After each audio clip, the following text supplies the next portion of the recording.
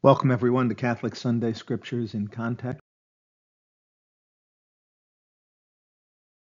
This is a ministry of the Augustinian Order and St. Paul and St. Augustine parishes in Philadelphia.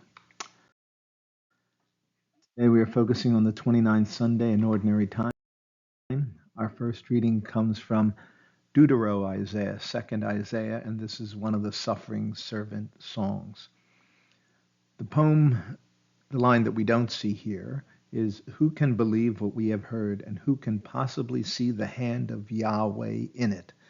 So they struggle with understanding suffering, and they talk about this suffering servant who is so abused that he's disfigured and is, nobody likes him because he's so beat up.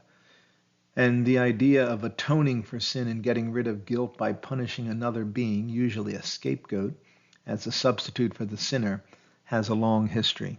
Recently, the Jewish people celebrated Yom Kippur, and there was a picture in the newspaper of a woman tossing a piece of bread into the sea, as to get rid of her sins.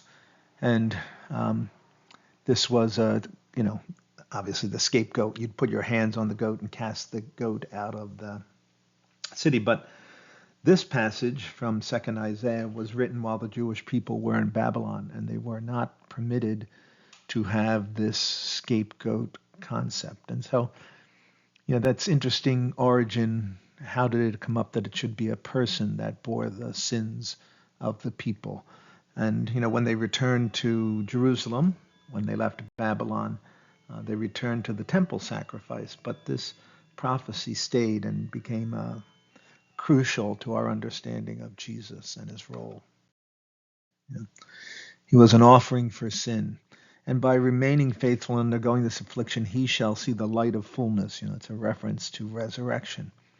Through his suffering, he justified many.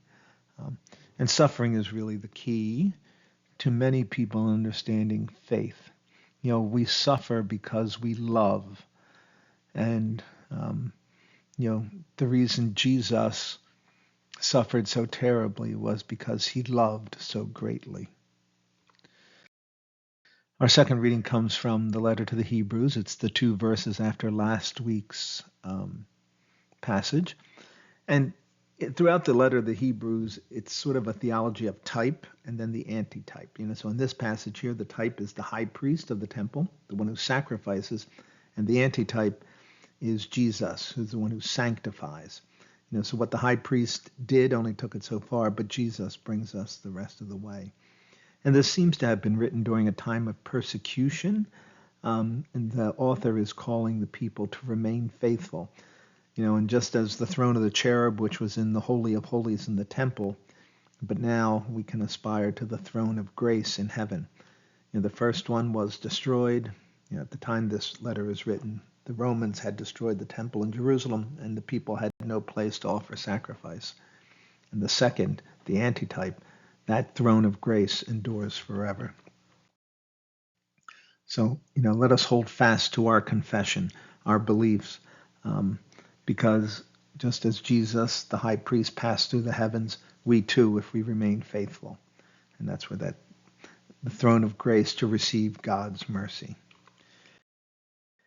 And our gospel today is the very famous passage, chapter 10, especially verse 45 of Mark. So through the last 2 weeks, Jesus has been really preparing the disciples for what's about to happen to him.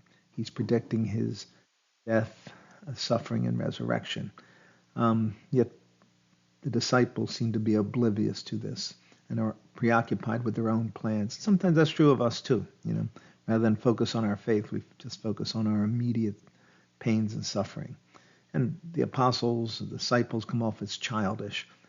Can you give me what I want? I'm not going to tell you first, but so Jesus doesn't fall for that, just like mommy and daddy don't fall for it when a child asks.